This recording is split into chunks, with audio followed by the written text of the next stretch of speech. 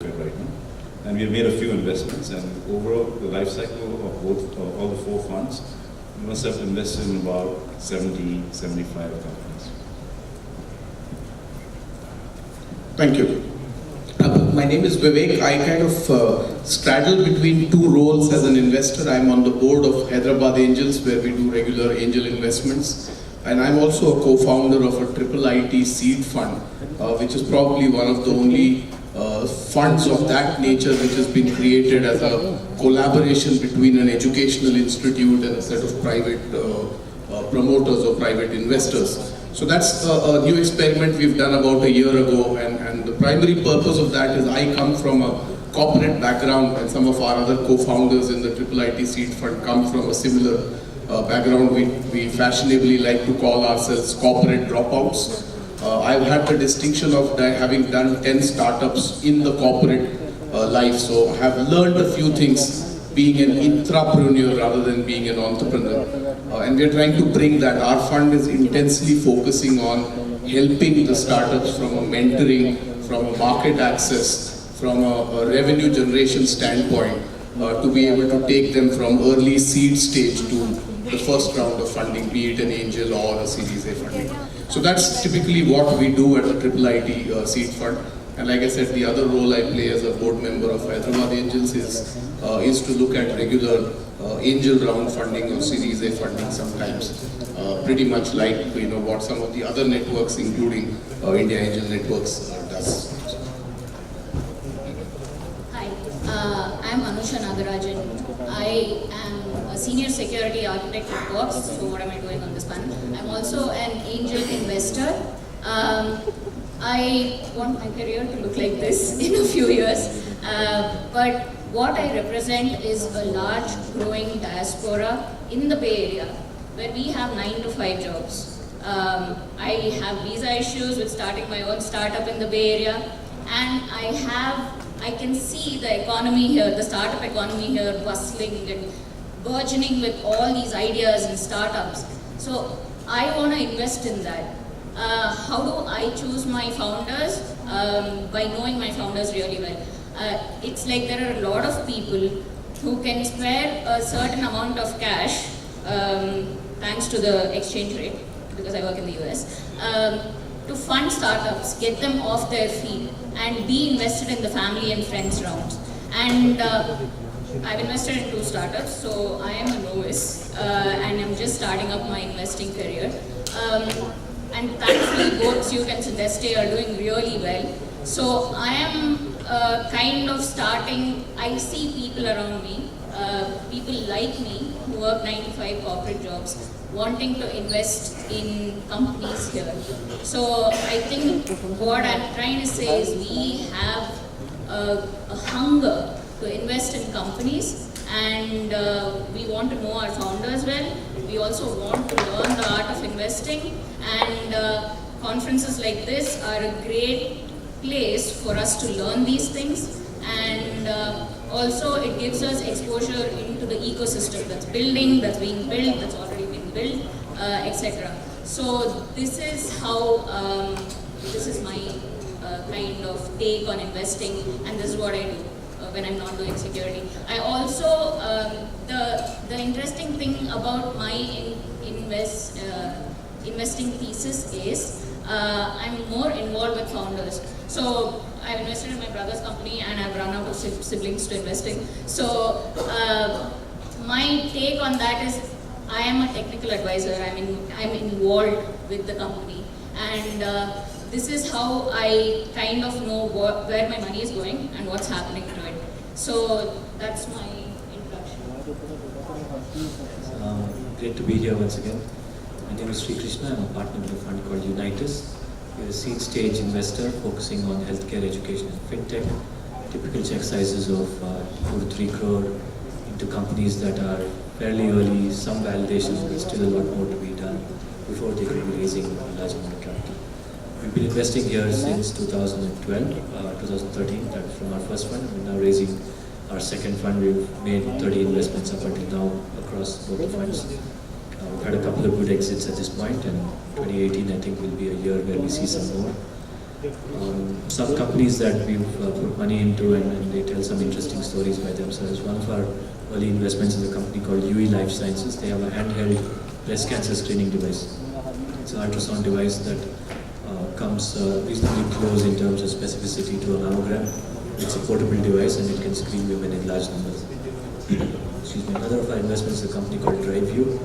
DriveView is an on-demand driver service, just like Ola and Uber, where you pull up the app and you order a driver for your car, and you pay 100 rupees per hour to use the driver. More recently, we've invested in a company called Avigna, which is doing a very interesting take on outsourcing. They take large jobs that corporates have, break it up into micro tasks, and package it as internships for college students in tier 2 and tier 3 cities. So let's say Marico wants someone to go and take photographs of Kirana stores in Sundararajan or 300 kilometers out of Nagpur in some remote district. So these guys Avigna's goal is to have college students in every pin code who can then do tasks that any large corporation in India will have. So those are some of the examples of companies that we invest in. We're fundamentally betting, when we at the stage that we invest, we're fundamentally betting on the entrepreneur and the team, and what's her or his vision for how they want to drive and scale the business. And we've invested in founders of a variety of experience and pedigree as well. And I think it's not so much about whether someone's come from an IIT or an IIM or anything of that sort. It's fundamentally what have you shown up until now that will help you succeed in the business that you're doing, and how you're really thinking of building and scaling the business. So that's a little about us, and maybe as we go I can share more. Yeah. Okay. So each of the introductions covered quite a bit. What kind of focus areas? So I think that should have given all of you some idea of who you should be chasing for money, because I think that's very important. But coming back to the topic, which is future of financing, I thought I'd just open it up for comments from each of you, and then we'll open it up to the audience to ask questions or comments. So one of the future that I see at IIN is twofold. One from the point of investing and the other from the point of exits, which I think is becoming very interesting. When we invest in very seed and early stage companies, we are primarily as investors forerunners in terms of what is going to happen 3, 4, 5 years down the line, what's going to be required, what are the gaps, what is the disruption that can be created 3, 4, 5 years as the company grows. And I say this very, very often, that we probably don't look at best of the best companies, but we largely look at best of the next companies to see that, so 3 years ago, I didn't see too many of agri-tech companies, for instance, bubbling up.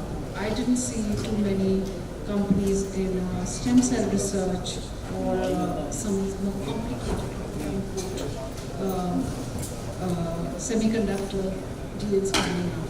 But, or even biotech, for instance, we just invested in a company which is 3D printing of human organoids, which can help drug testing. So what I'm probably trying to say is, as the last couple of years have shown, there has been clearly a little bit of a swivel into the kind of propositions or the gaps that we are seeing in the early stage investing business. From 2 points. One, I think the country is really honestly opening up. The world is looking at India, and that is something we are being able to leverage. So we're getting a lot of Israeli innovations or Israeli localized also, which we are being able to leverage in the markets from other parts of the country, other parts of the world. The other is the more difficult spaces which we thought were biotech or agri or even irrigation. Those were interesting spaces that has come up. Which means that investors are taking higher risks. That's what I'm trying to say, is that these are difficult spaces, these are not Me Too spaces, these are not spaces or structures which have worked necessarily. I wouldn't say not worked, but proven as such. And I think there is a risk appetite that is growing in early stage investing. The second piece that I think we are seeing is how do you exit or make money. Typically, if I looked at a few years ago, next round or the Series B round for the angels I'm talking about. It's usually the next round or the Series B round which gives us an exit, which means that entrepreneurs have to structure that. Today, I think in India there is a change again, which is creeping in. M&A has started to come. I mean, in the last 2 years, 3 or 4 of our companies got picked up by global corporates. So Credit Suisse picked up a stake in one of our product companies, software product companies. One of our logistics companies got a stake from DHL. This is from the global headquarters, so it's not coming from a local player. We saw Just Eat of the UK pick up a company called Hungry Bangalore in Bangalore, which was their India entry strategy. It didn't work for them, that's a different issue. But M&A has started creeping up in this country, and that's another exit point. For entrepreneurs, this is a great opportunity because you're able to build companies with a very sharp focus, focused on a gap in the portfolio or a gap in the product suite, quickly build it up, cater it to a target acquirer, and make your money and exit or continue with that company. So I think this is something which I'm seeing in the ecosystem which is changing, and investors are very, very sharply looking at this, and they are again betting. So these are 2 changes I thought I would share in the way I see the future of financing happening in this country. On that, Yep. So actually, there are 2 or 3 things. These are my observations.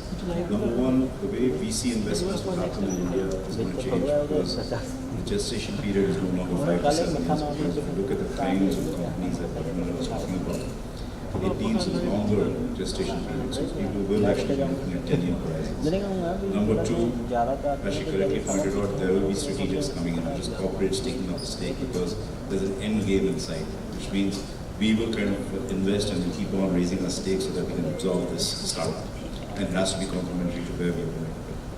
The third thing which is very interesting is, unlike when I told you 1991 or whatever, today you have several options. You have essentially a very active angel ecosystem right across India. You also have essentially crowdfunding platforms, which you can actually fund a decent amount, maybe $1 million, $1.5 million. Let's Venture has done at least 60, 70 investments through this platform. And the third most important thing is, today, I think it was Riku of nearby. So he was mentioning that like it's a kind of a very cool thing to be an entrepreneur. And people know how to spell it also, right? Everyone does. But if I was starting all over again, I'd just go back to my high school buddies and my college buddies and say, I'm starting this, can you fund it? And there have been a lot of very cool companies which have taken off in this context from just basically getting funded by your classmates or your friends and family. That will continue to go. A good example is Nestaway. Nestaway started about 3 years ago. And it was just basically a bunch of his Anglo classmates who all put in about 50 lakhs each, and that's how it started off. And he's actually done fairly well. So you will see a lot of this, I mean. And another thing which is creeping up, which I'm not really sure about, is this whole notion of ICOs. Okay, it is actually creating a lot of noise, and there are people who raise money successfully, but there are a lot of regulations around that which we need to kind of worry. I guess, adding on to what the points have been added, I just want to add some things from my perspective, and I think, just the way we've talked about entrepreneurship, which is becoming fashionable, I think one of the other things we've got to realize, and especially for a lot of entrepreneurs, is that investment is also becoming very fashionable.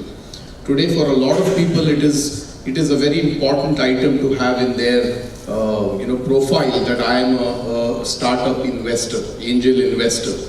So which is resulting in the fact that a lot of new people are getting into this setup. So a lot of networks that we have across the country is beginning to see people who are joining in from very non-traditional backgrounds. People who come from trading backgrounds, people who come from manufacturing backgrounds are also now beginning to see angel investment as an important area to be in. One more thing I'm beginning to see is a lot of people who are straddling corporate jobs still are also beginning to become angel investors. The reason I'm trying to talk about that is that this is going to bring a very new dimension to the entire investment cycle. There are going to be pros and there are going to be cons. The cons, to start with, is that the expectation is going to go up because a lot of these people don't come from having done a startup themselves, having been bootstrapped, have come from either traditional running profitable businesses or coming from regular corporate jobs, and hence are not worried about the money. So their expectation, and I've seen that in my journey over the last 4 years, is that when at a seed stage someone is coming or a very early stage, typically you will get to see these people asking questions around EBITDA, around how revenues are happening. So that's going to put some amount of pressure on the way the system works. So I think there is some amount of